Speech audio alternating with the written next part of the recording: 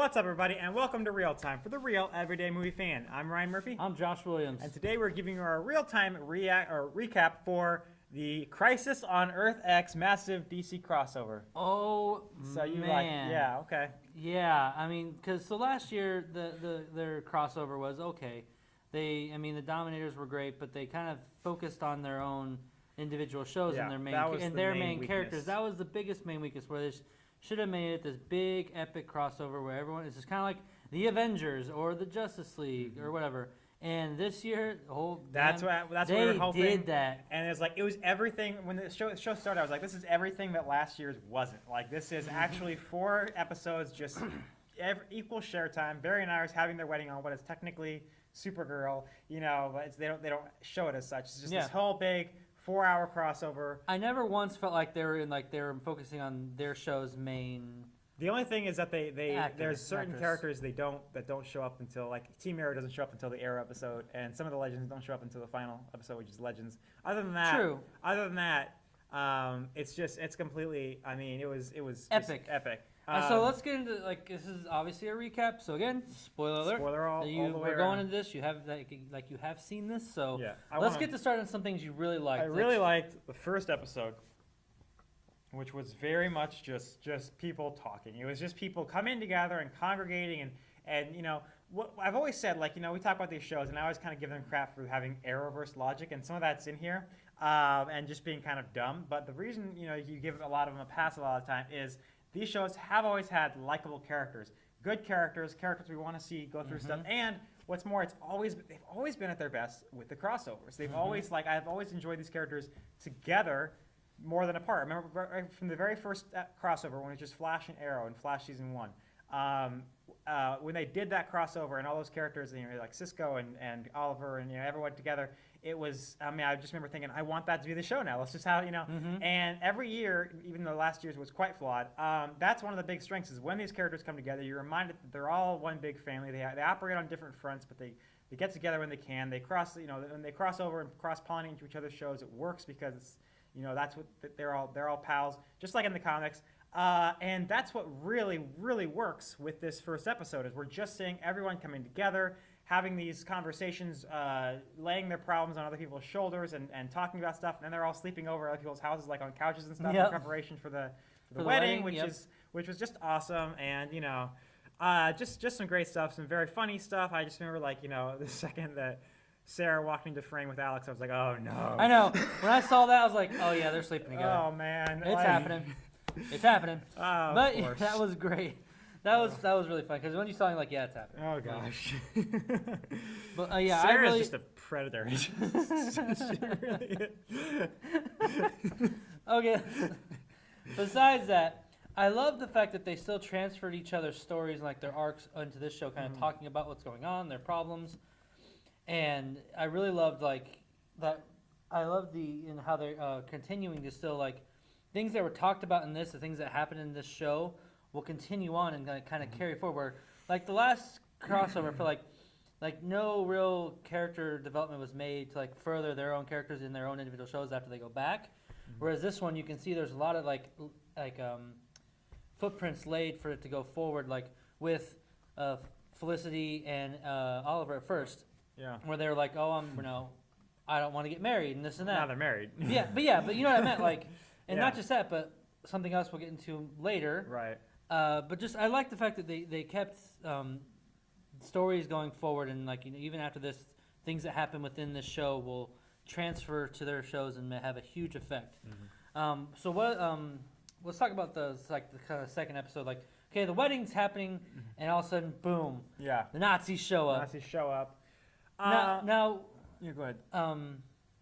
You can kind of already tell, like, even when the trailer's happening, that Supergirl was, Supergirl, like, the bad, like, they're each their own counterpart, the bad person. But did it even surprise you when Tommy showed up? It did surprise the hell out of me. It's surprised, but it's also like, who cares? Like, but I liked it because it's kind of this show kind of gave a good tip of the hat to a lot of the old characters who got a chance to come back. Thea wasn't in this, which kind of sucks, but I really wanted to see it. But I love the fact that Tommy came back, even if it was for a short while. Because I thought when they said Prometheus, they're like, oh crap, that one actor, the actor who played him last season's back, but no, they No. kind of did the. To me, the first episode was just great, and I was just thinking, like, even like when they managed to work in, do we have enough screen time? If they had more screen time, they'd get more stuff in there. But they're on a time limit. But they managed to work in some great scenes. Like the one that just occurred to me that I loved was between Stein and Caitlin.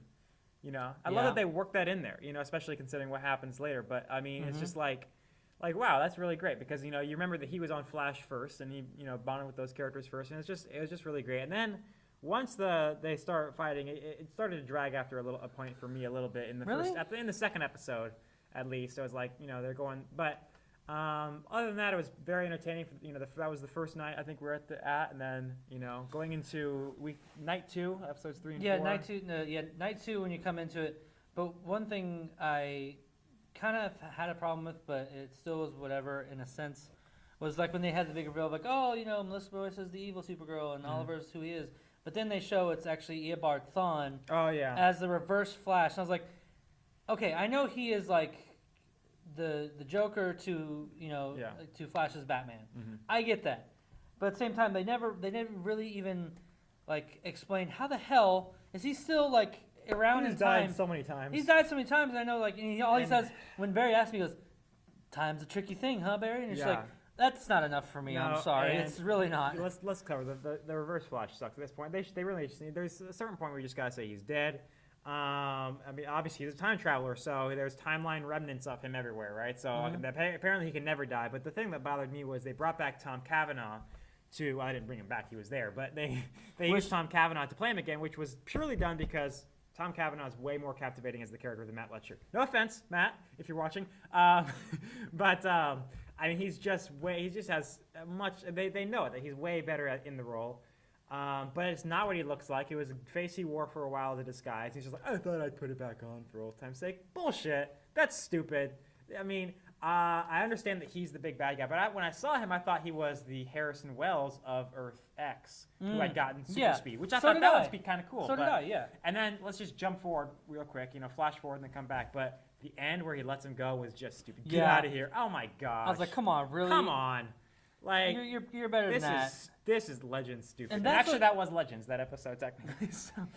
But at the same time, Hashtag Legends that stupid. was dumb too. But what I actually found to be aesthetically dumb about his character in this one is like, you remember when Eobard came back after he fought, like I think it was after he fought Zoom, like when they had a Flashpoint. Yeah. And he pretty much owned the Reverse Flash in that episode. Like the Flash like whooped his ass easily. And in this one, he's still the Reverse Flash. His speed should not have changed or gotten any faster or slower. Flash should have been able to handle him with ease by now. I mean, he is, leaps and bounds faster than what he was, even when he fought him in Flashpoint. And the fact that the Reverse Flash was able to keep up with him and even be formidable, to me, was a problem. Aesthetically, as far as the character is concerned. And that was one of my problems I had. But let's jump into, like, the idea that also that Wells, like our Wells, Harry, how did he, like, did they ever really fully explain, I guess I must have missed or not, but how did he just know it's Earth X? Like, you were, I don't know. He's a smart guy. He's done his research on the I multiverse. guess. To me, that was another probably small the problem foremost for me. authority on the multiverse. But let's jump in before we drag too long. Let's go jump into night 2. I can't really remember or distinguish what was episode 1 or episode 3 or 4. But do you think it's time we get to that part? Yeah. Well, that's the very last episode. We can get into it. We just kind of just talk about it all overall. But yeah, the biggest elephant in the room, which I think was, I mean, I applaud this show for having the balls to do this.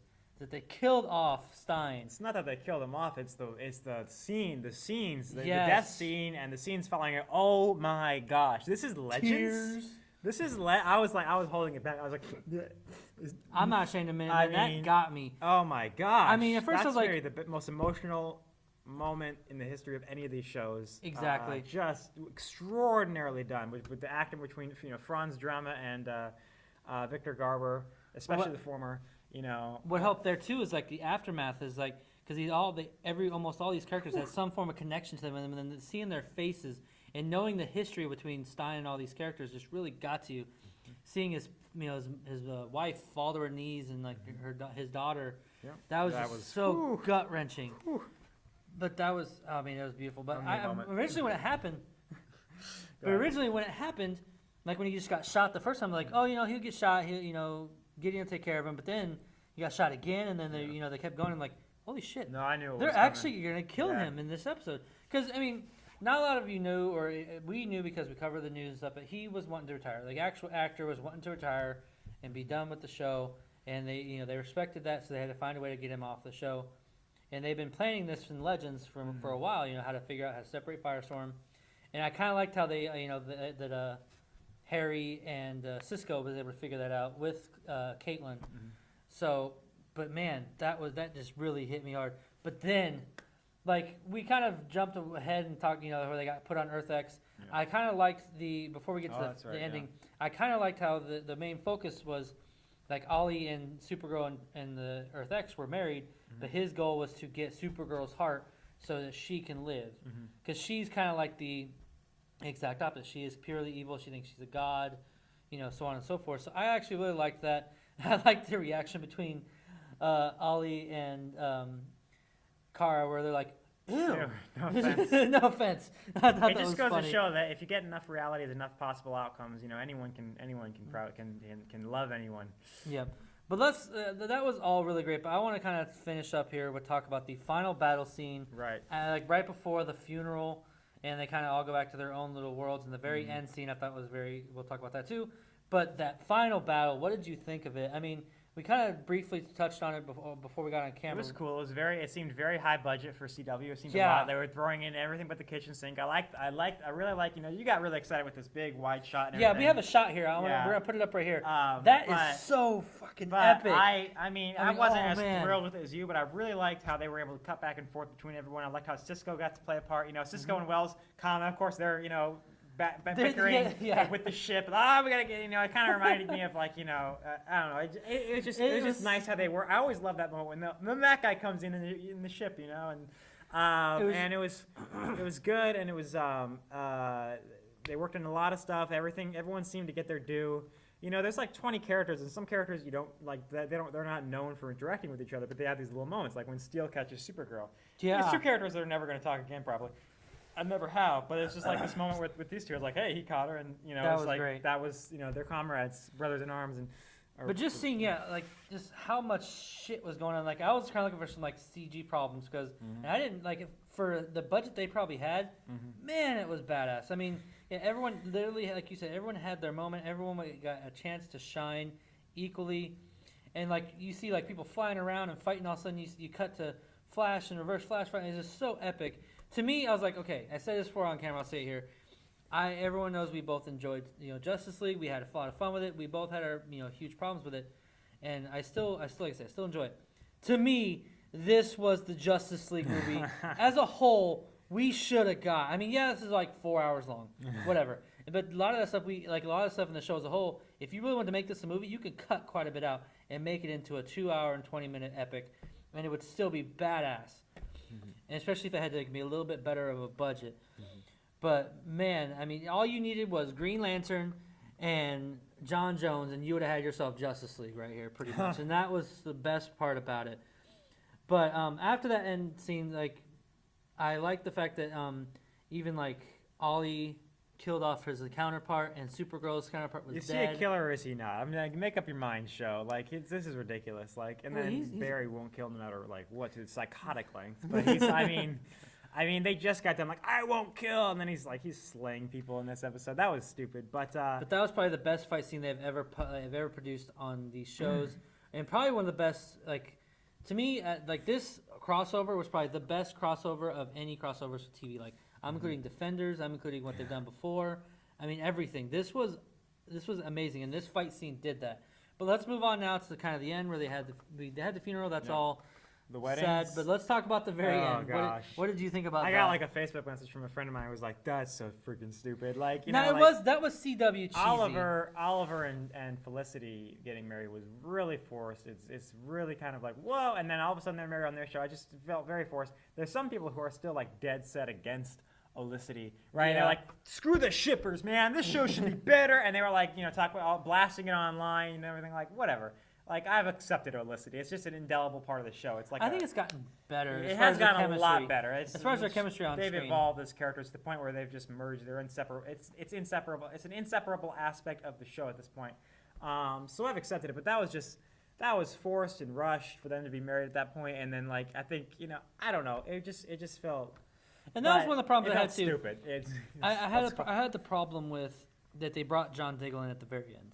Like I wish, like I know he has his arm problems, but whatever. But I felt like he should have had a more prominent role in this crossover, not just have it at the very last second. Because he has been a huge character in the Arrowverse since his inception in the first season, and I feel like he was kind of very unutilized.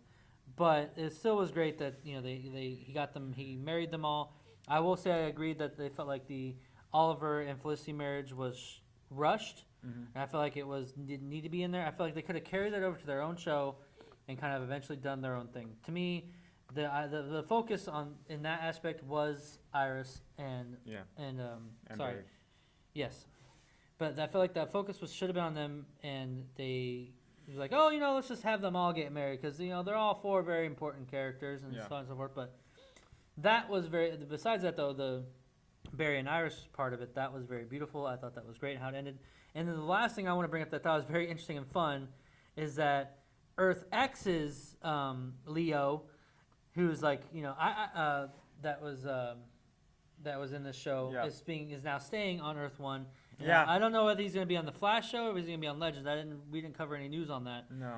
But I want to bring up the fact that they changed him up. Like, what did you think of like the change up of his character? I actually thought I really In that appreciated he's a good guy who always plans and is gay and is wears a parka But it's just and has the but glasses. it's a complete There's different. lot of- But not just with the lighter tone of the character, whereas he's not as like scarred as before. And I like the fact that they changed up the character and they made him, much different one than could what we've had argue before. he's just a separate character, but I mean, But he's not. This is not Leonard Snart. Come on, Barry, show everyone a badass. I mean, this kind of is not Leonard Snart, so he's kind of playing a different character. I mean, he's I guess, but it's he's still Captain much Cold. more. And this guy is like still Captain Cold, like though. moral, like this guy's like I'm not going to leave those people. And I their think he's families, gonna stay on Legends because I think he wants to like help Mick. I guess because his Mick died, and talk about how you died saving all those people, all those policemen. I died saving pigs. Mick was funny too. That was a Mick was positive. great. We forgot to mention that, but I like He's the fact always- that he's going to be staying on the show. I mean, he's going to be now again a recurring character. I like the fact that they're finding a way to bring him back in to the fray, and I really appreciate that. So, overall, let's get into our overall thoughts on the show. You go first. What did you I'm think, gonna just go ahead as a and give it whole? probably an 8 out of 10, 8, maybe 8.5. I'll go up to 8.5. I just Okay. it had its problems. I didn't think at the end. I thought the whole conflict, the villains and everything, fell a little flat. And villains often make the show, as we talked about. But overall, these characters are special enough that it kind of bumped it up to an 8.5. So I'm going to probably give it an 8.9. The only problems I had were actually what I talked about. Yep. Other than that, this show had great pacing, great keeping tone to each of the characters, but it all worked together. I like the fact that everyone got a chance to shine. Everyone got a chance to actually have a line or whatever. Everyone got a chance to talk. The action scenes were completely fantastic. The choreography was great. Not just the final battle, but the battles before that, I thought were fantastic. And this was probably the best crossover I've ever seen on television. And this was like DCEU, take some notes because this was so good. Even though they had some cheesy moments, some CW cheesy moments, and CW logic in certain aspects, as a whole, this was the Justice League that I was hoping for. all right. That'll do us for today, folks. What did you think of Crisis on Earth X? Please leave your comments in the section below and like and subscribe to our channel so you can see more of our content in the future. Until next time, I'm Ryan Murphy. I'm Josh Williams And thank you for keeping it real. with ReelTime.